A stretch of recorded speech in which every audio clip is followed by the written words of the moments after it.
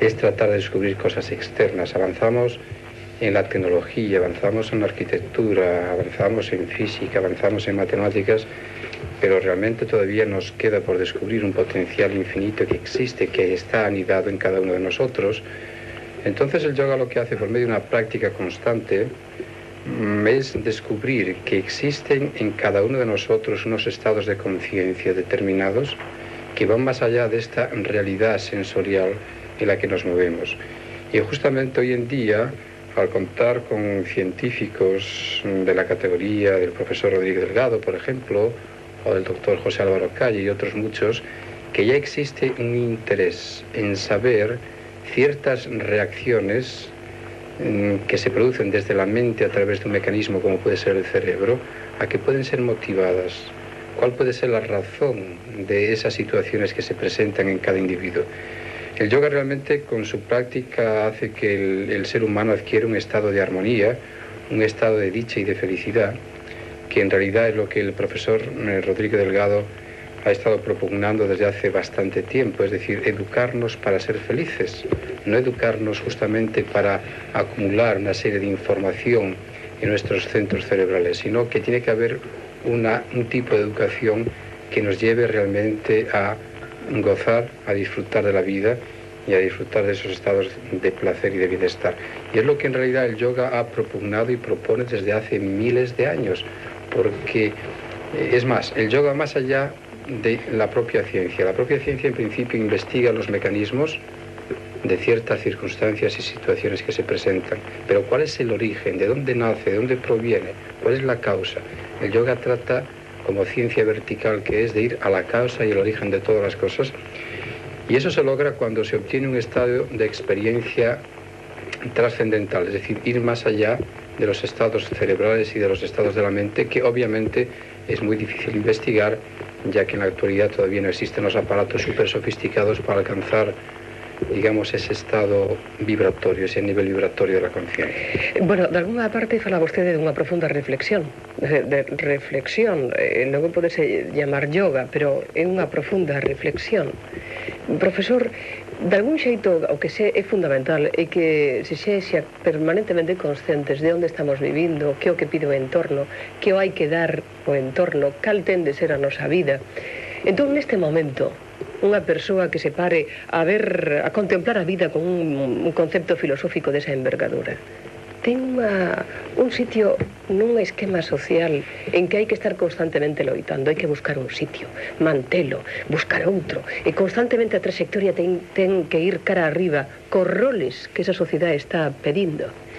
Precisamente, el problema nuestro es que vivimos en una sociedad, yo dijera, esquizofrénica.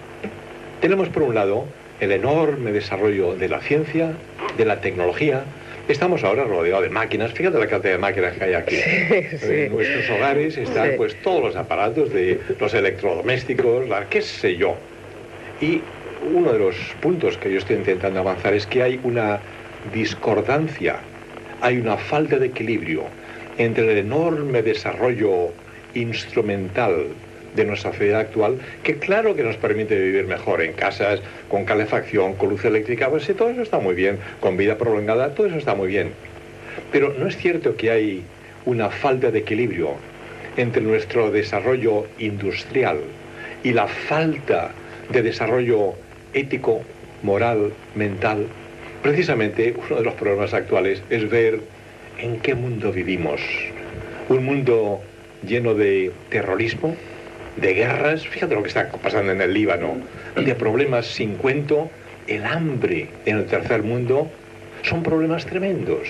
Y yo creo que lo que tenemos que hacer, la obligación de los científicos, es el intentar dar un poquito de equilibrio y decir que el ser humano es no solamente una máquina, las máquinas tienen que estar al servicio de los seres humanos. Y entonces lo que nos proponemos los investigadores del cerebro, en parte es el tema de este libro que acabo de publicar de la felicidad, es lo que podríamos llamar la humanización de los seres humanos.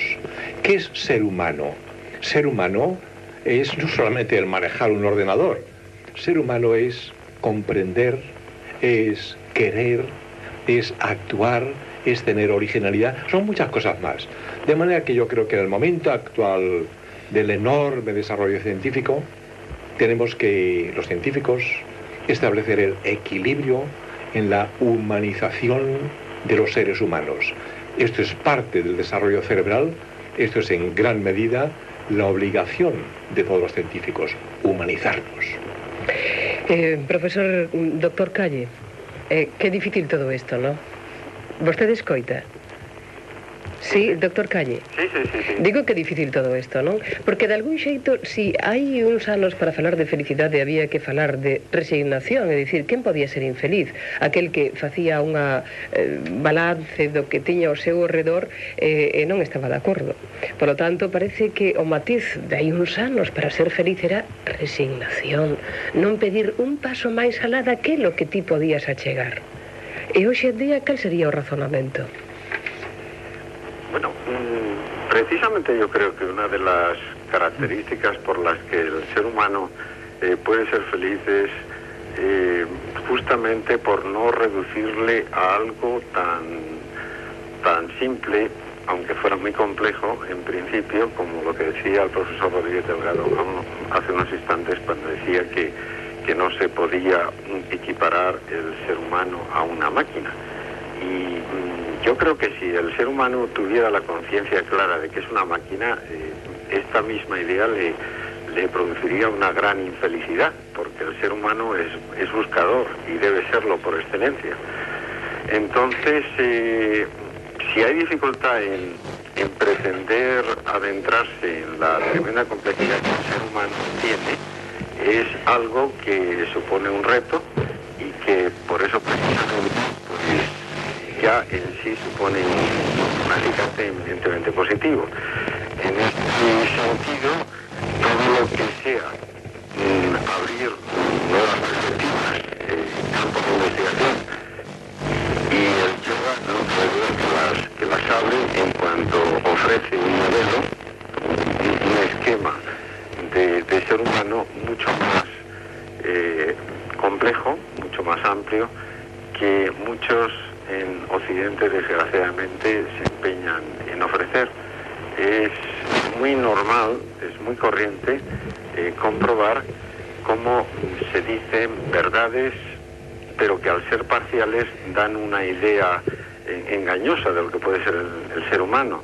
Cuando se dice, por ejemplo, que cualquier alteración más o menos patológica que el ser humano pueda tener en su actividad comportamental o simplemente mental se debe exclusivamente, y no es más que una alteración, por ejemplo, de la bioquímica del cerebro, de los neurotransmisores, ahí ya realmente se está desinformando a la sociedad, porque la persona puede pensar que en ese momento el ser humano no es más que una máquina, en este caso bioquímica, como podría decirse bioeléctrica. Entonces, toda esta tremenda complejidad que el ser humano tiene, sus componentes o su vertiente o su mundo bioeléctrico, su mundo bioquímico, su mundo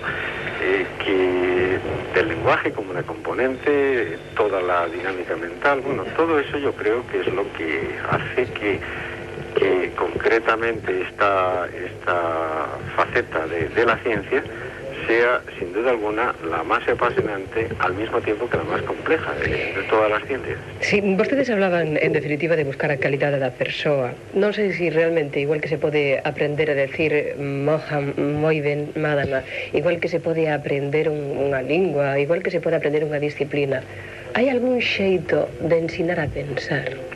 ¿Se puede enseñar a pensar? Sí, yo pienso que evidentemente el ser humano está aquí para cumplir una misión muy importante y en todos nosotros fundamentalmente digamos que existen tres tipos de mente para definirlas de alguna manera. Una es la mente instintiva, la mente animal, donde están esas emociones incontroladas como envidia, cólera, celos, etc. Y luego existe un intelecto, y ese intelecto es lo que realmente nos diferencia de los animales. nos sirve para discernir, para discriminar, para pensar, para aceptar ciertas cosas, rechazar otras muchas. Y luego, de acuerdo con el yoga, existe otro tipo de mente que se llama la conciencia superior o la conciencia suprema. Obviamente, hoy en día estamos siendo tremendamente manipulados, sobre todo por aquellas personas que tienen un conocimiento del funcionamiento de la mente, y es lo que hace que nos comportamos de alguna forma como si fuéramos personas pertenecientes a un rebaño determinado.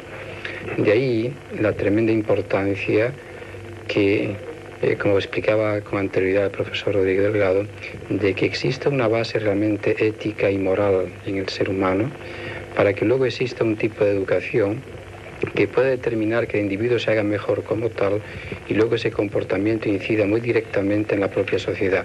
De ahí que el yoga en concreto hace que el ser humano mejore en todos sus aspectos, y tanto es así que las bases fundamentales del yoga tienen mucho que ver con unos principios éticos y morales, donde luego se puede levantar un edificio de la educación, del conocimiento, del compartir, del dar, del servir, y de ir eliminando poco a poco el egoísmo. Y eso es lo que realmente va transformando al ser humano y le va acercando cada vez más hacia la felicidad.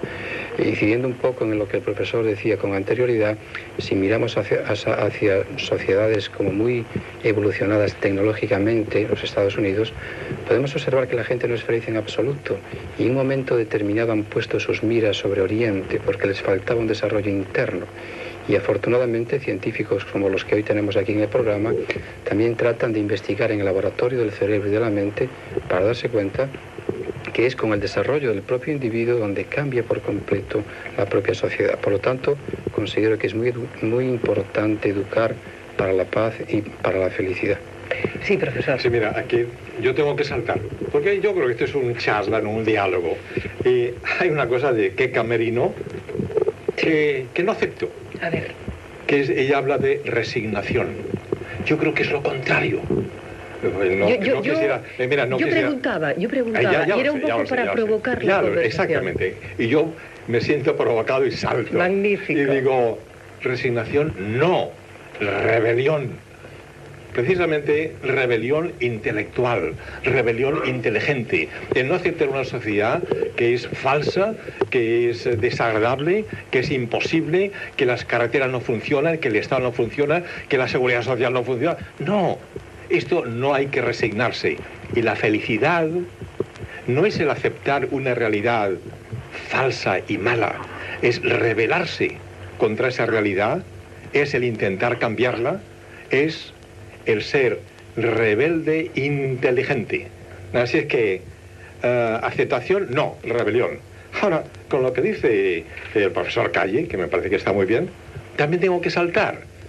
Y es que él habla de que, naturalmente, cualquier alteración del cerebro no es solo bioquímica. Claro que Calle tiene razón. Claro que nosotros somos somos algo más que la bioquímica. Pero, aquí hay un pero, y es que sin bioquímica, ahí va lo que voy a decir, sin bioquímica no hay ética, no hay religión, no hay patriotismo, no hay nada. Tú quítale al cerebro el sodio o el potasio o el oxígeno. ¿Qué pasa? Porque no funciona. Así es que, siendo cierto que no hay que confundir las habas con las judías, no hay que confundir el cerebro y la bioquímica con la información, ni con la ética, pues claro que no. No se puede identificar uno con otro, y sin embargo hay que saber que la bioquímica y la neurofisiología es completamente esencial para la ética, para la moral, para todo. Y un punto 3, y con esto acabo. Decías que hay que enseñar a pensar. Pues claro que sí. Pregunto, yo lo que preguntaba, profesores, ¿se puede enseñar a pensar? Sí. Se puede, porque en definitiva estamos en que la valoración individual parte de la inteligencia de cada uno. Claro. Por lo cual, a mayor inteligencia, mayor posibilidad de posicionarse, de reflexionar. Sí. ¿Se puede enseñar a pensar? La contestación es absolutamente sí. De esto no solamente hay un libro, hay una escuela. Por ejemplo, citaría De Bono en Harvard University, en Norteamérica. Tiene un libro sobre enseñar a pensar. Precisamente yo soy parte de una publicación que es sobre inteligencia y pensamiento. Hay que enseñar a pensar. Y te preguntaré una cosa. Vamos a ver, señorita Keka. Muy bien. Hay que preguntarle a ella también. Vamos a ver. Hay que enseñarle Yo no sé si tú tienes niños o no. ¿Hay que enseñarle a andar a los niños? Hombre, pues claro que sí, ¿no? En realidad sí, claro que sí, sí. Hay que enseñarles a hablar. Pero es que ahí puede haber un confusionismo en la forma de hacer yo mi pregunta. Es decir, una cosa es que los niños tengan unas inmensas condiciones para echar a andar y mamá ligeramente les ayude a enfilar el camino. El pensamiento puede ser algo distinto, entendiendo que cada uno puede tener un techo, un límite. Con lo cual, cuando yo pregunto, ¿se puede enseñar a pensar? Implico, ¿se puede enseñar a pensar por encima de esa barrera que puede ser el autolímite? Cada uno tiene la marca de tal manera que tiene que resignarse, con perdón, a quedarse en esa, o puede relanzarse, puede consolidarse. Sí, no, la pregunta es muy buena. Vamos a ver, vamos a retrotraernos a hace 50.000 años. Caramba, eso es difícil, ¿no? Sí. Bueno, ¿qué pasaba hace 50.000 años? ¿Podía el hombre pensar sobre el espacio exterior, sobre los misiles, sobre la radio, Pues claro que no. De manera que la civilización ha evolucionado de una manera que ahora pues las cosas son diferentes. Ahora, ¿se puede enseñar a pensar? Pues claro que sí. Tú sabes que había un ministro, Luis Alberto Machado, en Venezuela, que era el ministro para el desarrollo de la inteligencia. Yo he sido parte de este grupo, y de igual manera que se desarrolla la inteligencia, pues se puede aprender a pensar. Así que, contestación a tu pregunta, absolutamente sí. No solamente se puede, se debe. Yo creo que es la obligación de padres y de maestros enseñarle a sus niños y a sus alumnos a pensar. Pero es que ahí vamos ahora y es duro, porque hay que entender que ese acceso a un pensamiento razonado hay que comenzarlo ¿a qué edad? A partir de los 10, de los 15, de los 20. No, las generaciones que llegan a los 30 son generaciones ya perdidas, o estamos siempre en posibilidad de bueno, pues... Mira, las neuronas se nos congelan a edades diferentes. Por ejemplo, para ver, pues se congelan a los 5 años, fíjate si es temprano. No, para ver un idioma, para hablar, por ejemplo, el francés o el inglés, pues hija, si no lo aprendes antes de los 10 o 12 años, pues vas a hablar toda tu vida con un acento horroroso. Así es que, ¿a qué edad hay que empezar a enseñar a pensar? Pues yo diría, pues desde que se tienen, pues no sé, 5 meses o un año, desde el principio, lo más pronto posible. Hay que dar información, hay que enseñar a comportarse, hay que enseñar a querer, hay que enseñar ética y naturalmente que hay que enseñar a pensar. Niño, no seas tonto, piensa. Pero, eso es completamente necesario. A veces digamos que los comportamientos y tal enseñanza puede ser un tanto peligroso porque va a depender mucho, sobre todo, de la estructura mental del enseñante y de las condiciones de su propia mente y de las expectativas que éste tenga. Sí.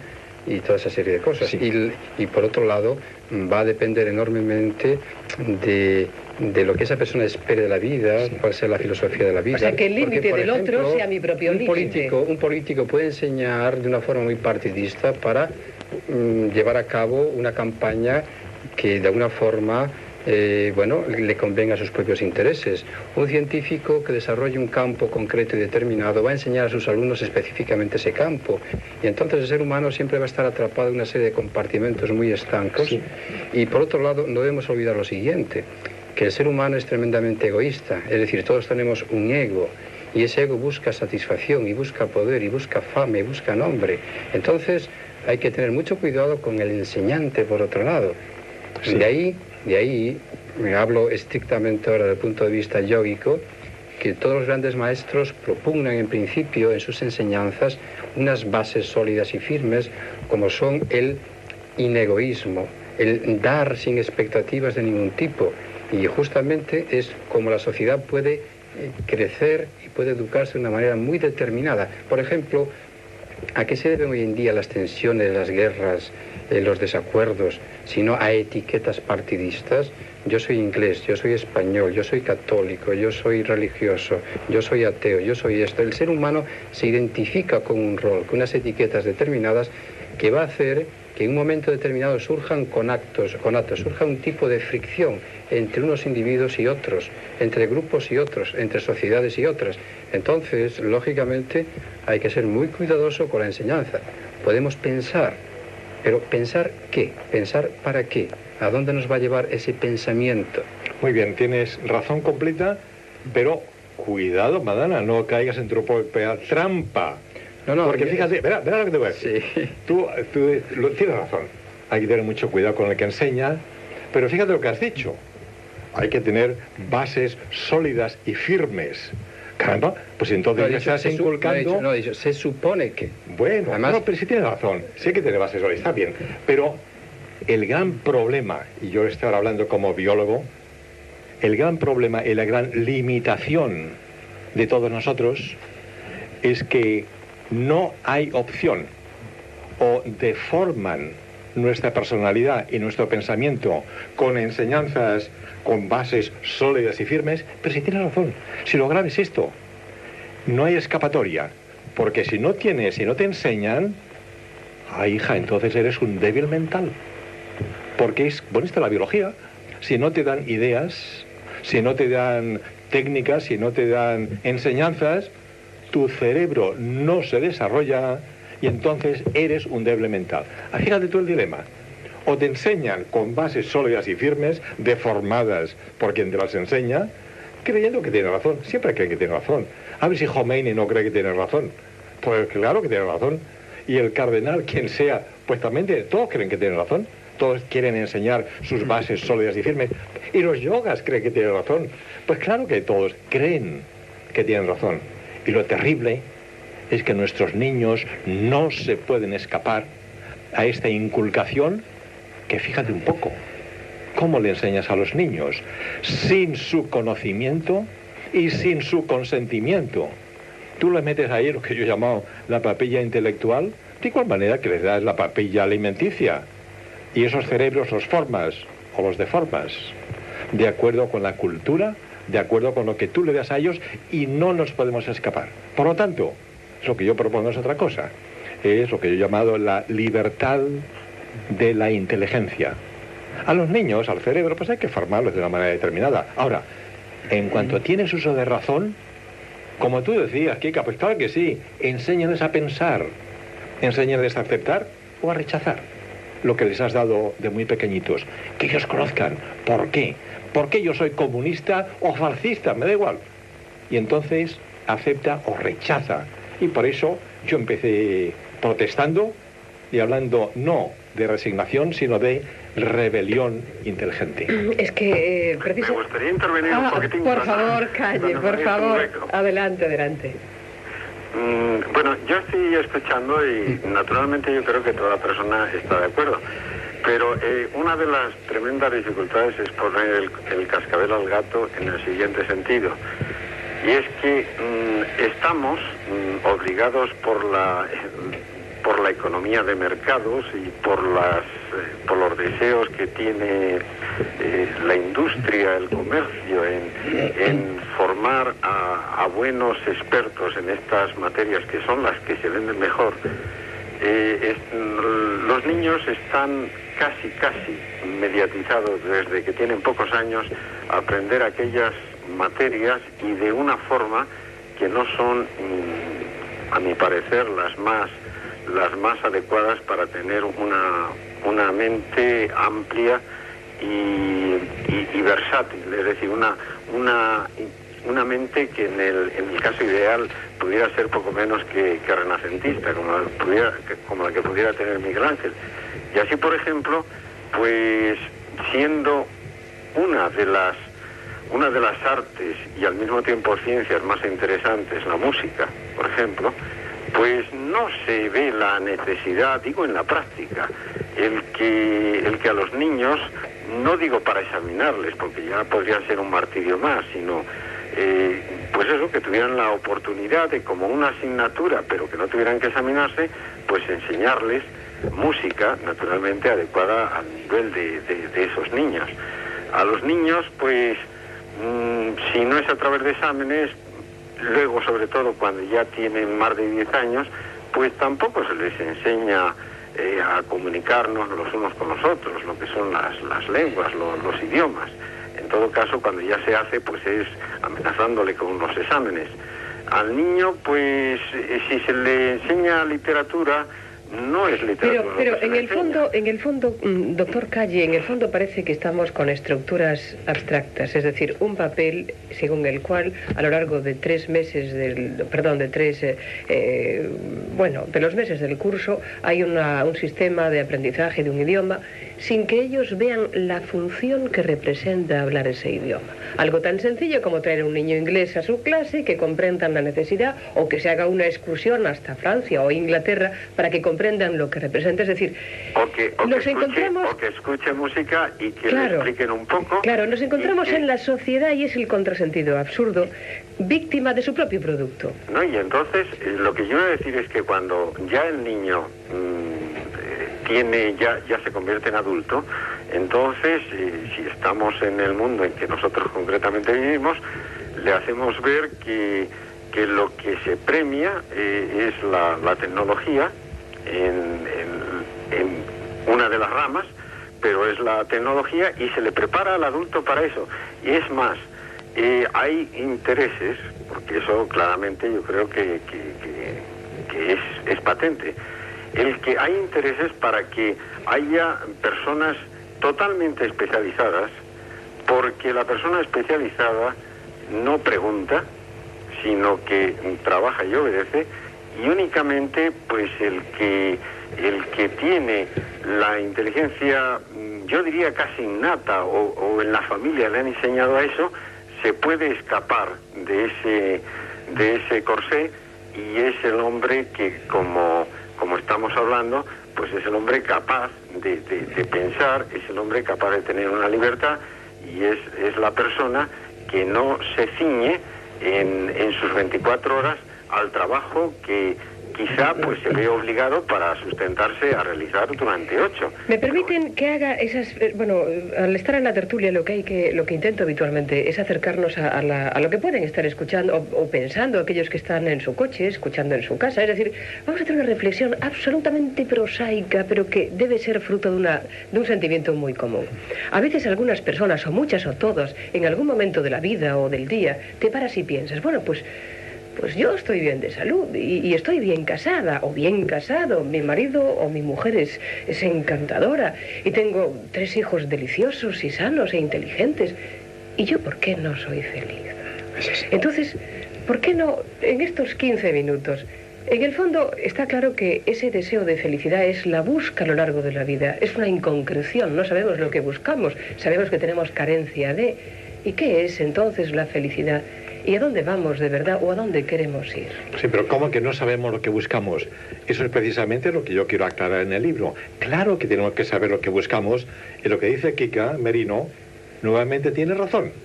Somos, la sociedad, dices tú, es la víctima de su propio producto. El producto es malo, vamos a cambiarlo. Por eso yo hablo no de resignación, sino de rebelión. Para esto hay que ser inteligentes. Y hay que ver entonces a dónde vamos, por qué. Y si tú dices con razón que hay gente, bueno, que tiene una serie de cosas que están muy bien y que deben ser felices y que no lo son, ¿por qué no lo son? ¿Por un problema mental? ¿Por un problema educativo? ¿Por un problema personal? Ah, amigo, piensa, ¿tú quién eres? ¿Y a dónde vas? Yo por eso no creo que la solución sea conócete a ti mismo, era la cosa, nocete ipsum. Sí, conócete. Pero lo más importante es fórmate a ti mismo, edúcate a ti mismo.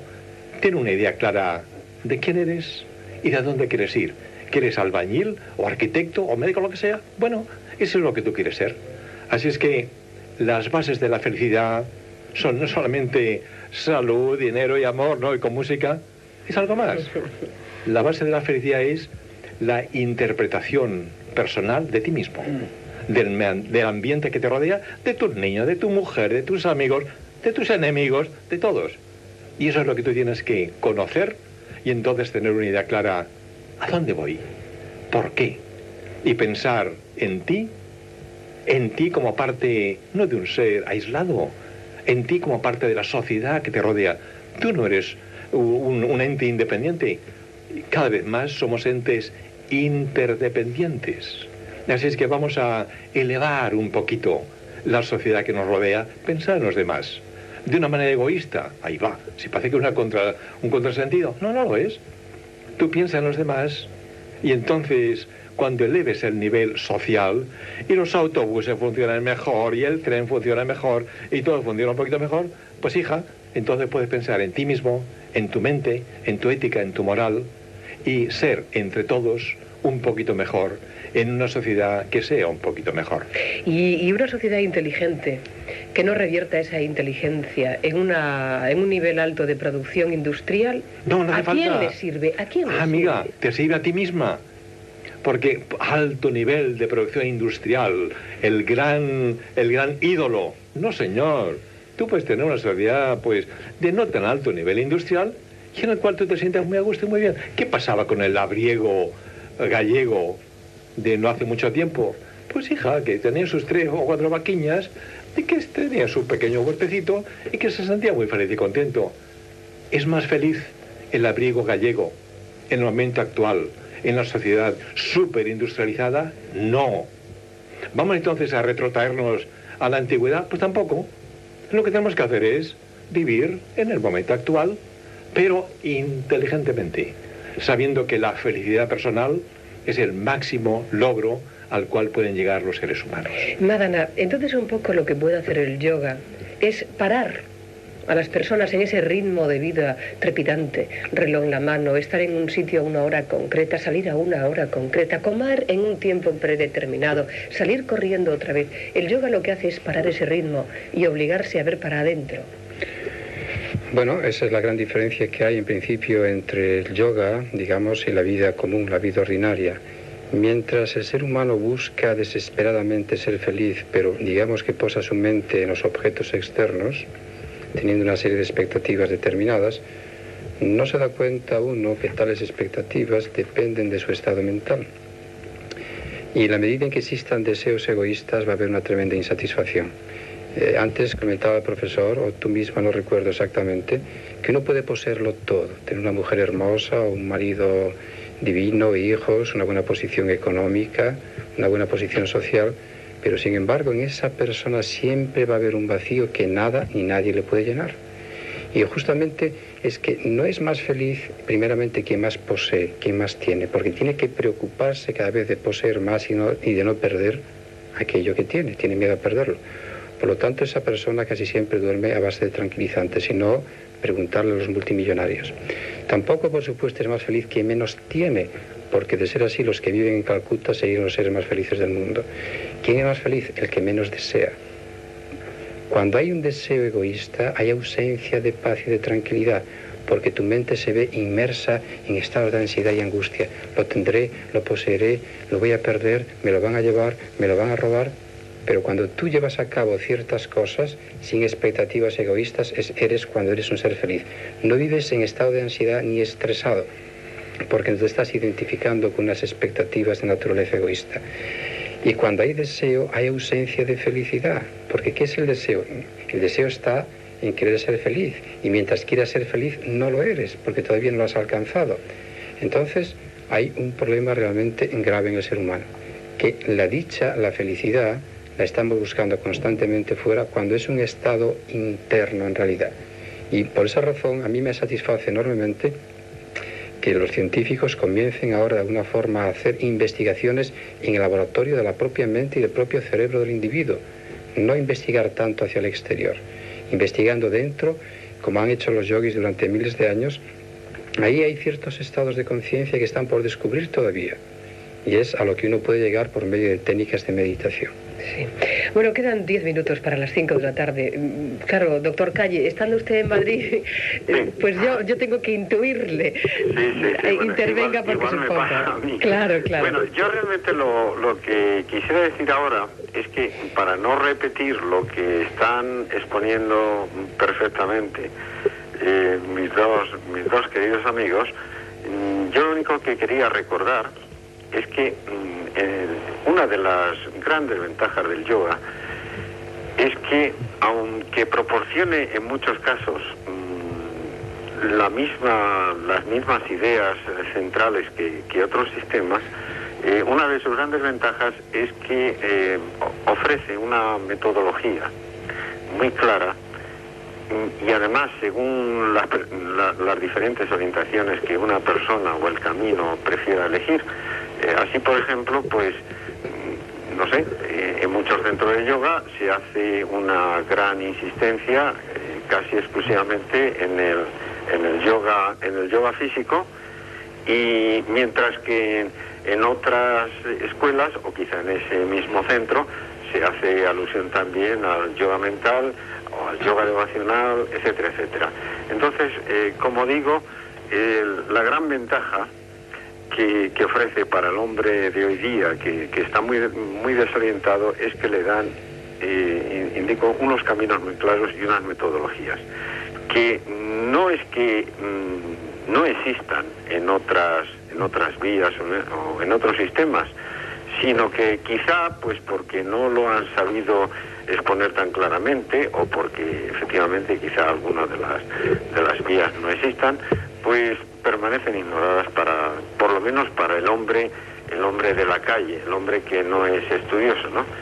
Sí. Así pues, esto es una cosa que yo quería recalcar, porque en el yoga clarísimamente esta ventaja es muy patente y no lo es tanto en otras vías. Sí, efectivamente, José Álvaro, considero que es algo realmente interesante lo que tú dices, porque el yoga trata de desarrollar al ser humano de forma integral, es decir, en el aspecto físico, en el aspecto emocional, en el aspecto vital, en el aspecto intelectual, en el aspecto filosófico y espiritual. Hoy en día en la sociedad casi siempre lo que hacemos los seres humanos es entregar la salud física al médico, la mente al psicólogo, al psiquiatra, y el alma, pues qué sé yo, al cura, al sacerdote. Entonces es cuando uno realmente es un verdadero esclavo de los demás. Por lo tanto, yo diría que el yoga es un sistema integral de educación, donde el propio individuo, a través de esa metodología, se va descubriendo a sí misma, a su verdadera esencia. Pero hay un matiz, Madana. Sí. El individuo que decide llamar a la puerta del yoga tiene que tener, antes de ir, el deseo de acercarse, porque sí, le sorprende, porque le inquieta, porque le interesa, o porque en el fondo tiene una cierta fe a que ese es un camino. ¿Cuál es el deseo que tiene que mover a una persona a acercarse al yoga? El deseo de mejorar en todos los aspectos. Hay personas que filosóficamente no encuentran respuestas en ninguna escuela, tratan de descubrirla por medio de un tipo de yoga, Jnana Yoga. Hay personas que en principio no se encuentran bien físicamente, tratan de mejorar a través de los aspectos del yoga. Hay personas que quieren desarrollar sus capacidades mentales y descubrir ciertos estados que anidan en nuestra propia mente, se acercan al yoga. Y lo más importante de todo es que en el yoga no existe la fe del carbonero, la fe ciega, creer por creer, sino que existe en realidad la fe experimental. Y cuando uno vivencia un algo determinado, es en lo que cree. Los grandes maestros del yoga, por ejemplo, enseñan un camino. No es que tú tengas que creerlo a pie juntillas, sino que a la medida en que tú caminas vas encontrando una serie de postes, de señales que ellos han dejado detrás. Es como un mapa. Si queremos ir desde aquí hasta Madrid, ¿verdad? Abrimos el mapa y vamos siguiendo ese mapa y vamos viendo los diferentes pueblos y ciudades que tenemos que cruzar, y sabemos que vamos por el buen camino. Y al final llegamos al destino, a la meta. Bueno, pues el yoga es un poco eso. Es un método determinado que le lleva al individuo a la cumbre de la conciencia que ha alcanzado Ramakrishna, Vivekananda y grandes místicos y grandes sabios, y el propio Jesús. En palabras de él era: mi Padre y yo somos uno, yo estoy en Él, Él está en mí, yo soy Él. Y el yoga es lo que dice, que yo y esa conciencia suprema es exactamente lo mismo. Que esto obviamente se sale de la propia ciencia, porque la ciencia tiene unos mecanismos de investigación tremendamente limitados a los sentidos, al cerebro y a la propia mente individual. Sí. Y entonces hay que salirse de este mundo tridimensional, y lógicamente no hay aparatos para medir otras experiencias, ¿no? Qué veloz pasa el tiempo. Estamos solo a 5 minutos de terminar el programa. Profesor Rodríguez Delgado, hay una cosa que, según pasan los años, vamos advirtiendo, y es que a la vez que pasan los años y que cada uno adquiere esa propia experiencia de la vida, parece que va siendo más asequible. Parece que, no digo que se haga más inteligente, no es eso exactamente lo que quiero decir, sino que tiene una actitud ante la vida totalmente diferente. Sí, bueno, pero más asequible o lo contrario. porque lo más asequible son los niños. A los niños le puedes enseñar lo que quieras. Yo digo asequible al hecho de que no está envuelto en la mentira, que está envuelto un hombre joven que intenta triunfar en un medio social y tiene que dar la imagen que los demás esperan ver. Con lo cual una persona que tiene una vida vivida, intensa, larga, asentada profesionalmente, sea lo que sea, sí, está asequible en el sentido de que esa hipocresía social sí, se va desprendiendo. ¿Y no tienen los viejos hipocresía social también? No lo sé. Yo creo que no, que a lo largo de la vida hay un proceso continuo de aprendizaje, pero también de integración social. Y yo no creo que los viejos estén en mejor situación que los jóvenes, al contrario. Yo creo que es los chicos de no sé de cuánto, de 20 o 25 años, ellos son el futuro. A ellos son a los que tenemos que, en cierto modo, educarlos a pensar y a resolver los problemas. Nosotros intentamos resolver problemas contemporáneos con soluciones arcaicas.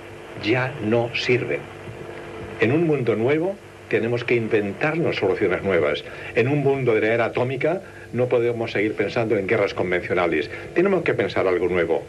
Como decía Madame hace un momento, el desarrollo integral. Sí, muy bien. Pero vamos tampoco a aceptar la unilateralidad yógica ni siquiera. No, el desarrollo integral es todo. Es el yoga, es la ciencia, ¿por qué no? Es la psicología, es la enseñanza de la universidad. Sí, profesor, justamente, si me permite, eso es yoga. Yoga lo engloba absolutamente claro, todo. Pero como el yoga no está en la universidad, lo que tenemos que hacer es llevar a la enseñanza media y superior los conceptos que creemos que son fundamentales, incluso sin llamarle yoga. Porque yo creo que de esta manera serían más aceptables, sí, por supuesto, más asequibles para todos. Así que sí, hay una filosofía que no es necesariamente yógica, que es yoga, que es ciencia, que es todo, el desarrollo integral de los seres humanos, que es en parte el desarrollo científico inteligente de todos nosotros. Sí, sí, bueno, desde luego estoy de acuerdo. No importa el nombre, ¿verdad? Lo importante es la sustancia, la esencia. Es como el agua, que bueno, le podemos llamar de forma distinta en distintos idiomas, water o agua, pani. Exacto. Pero cuando un inglés, español, francés, científico, yogi, no yogi la prueba, es una experiencia la misma. Bueno, pues justamente de lo que se trata es de eso, ¿no? De desarrollar al ser humano plenamente. Sí, y aquellas personas que hayan estado escuchando y que realmente pues haya quedado esa semilla de decir, bueno, yo quiero saber quién soy. Eso. Si realmente ocurre que el entorno favorece saber la historia de España o conocer algo de no sé cuánto, ¿dónde y cómo hago? ¿Qué es lo que tengo que hacer? Saber quién soy y saber a dónde voy. Sí, bueno, pero, eso es lo que es más importante. ¿Y cómo aprendo? ¿Dónde busco? Pues bueno, en los libros yo iba a decir, en el libro de la felicidad pues hay un poquito, en los escritos yogicos hay otro poquito, en la literatura en general hay un mucho.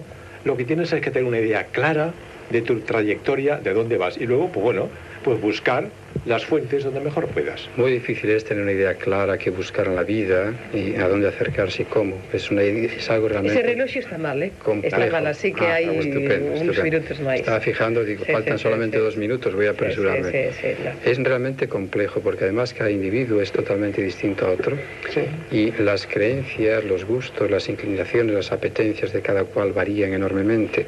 De ahí, por ejemplo, que en lo que el yoga respecta al campo, que bueno, quizá yo conozca más, existen distintos acercamientos de acuerdo con las condiciones del individuo. Hay personas que tienen una mente tremendamente intelectual, filosófica, y necesitan un tipo de acercamiento distinto, ¿verdad? Hay personas que son muy emocionales, pues necesitan otro tipo de acercamiento. Hay personas que son eminentemente trabajadoras, necesitan otro tipo de acercamiento. Bueno, pues lo ideal es que exista un algo pleno, global, integral, holístico, como se quiera definir. Yo tengo que desarrollarme vitalmente, yo tengo que desarrollarme físicamente, emocionalmente, intelectualmente. Bien, pues hay diferentes senderos en el campo del yoga que llevan al individuo a ese pleno desarrollo. Y eso es enormemente importante. Por otro lado, si me permites, profesor, yo diré que en los libros no está el conocimiento. En los libros lo único que existe es la acumulación de información, que es algo muy distinto. El ser humano, sobre todo en Occidente, está harto de información. informaciones de todo tipo, a través de los medios de comunicación, a través de la literatura, pero sin embargo eso nos origina una tremenda insatisfacción porque no nos llena. Es como un menú, uno lee un menú, ¿verdad?, pero en tanto en cuanto no come, no se siente satisfecho. Por lo tanto, el ser humano tiene que vivenciar, tiene que llegar a tener ciertas experiencias que le saquen de alguna forma de su estado de ignorancia. Porque, ¿cuál es el estado de ignorancia? El ser humano no va a ser feliz en tanto en cuanto no consiga fundamentalmente tres cosas. Nosotros queremos ser inmortales, queremos existir. En tanto en cuanto no seamos la existencia misma, siempre va a haber dudas, conflictos, etc. El ser humano quiere conocer, por eso nosotros llevamos a cabo estas jornadas, para dar cierto conocimiento. Nosotros mismos tenemos necesidad de conocer cada vez más y más. En tanto en cuanto no seamos el conocimiento mismo, va a haber un vacío en nosotros y queremos ser felices. Si yo tuviera tal cosa, qué feliz sería. Resulta que uno tiene tal cosa y automáticamente la mente se proyecta hacia el futuro queriendo conseguir otra y la tiene. Y cuando la consigue, repite como un loro, si yo tuviera tal cosa, entonces sí que sería feliz y llegas a obtenerla. Y entonces, ¿dónde está esa felicidad? Es como tratar de encontrar un cuerno en un conejo. Por mucho que lo busques, no lo vas a encontrar, porque te alejas de la felicidad, te alejas del centro de la felicidad que está en tu propio interior.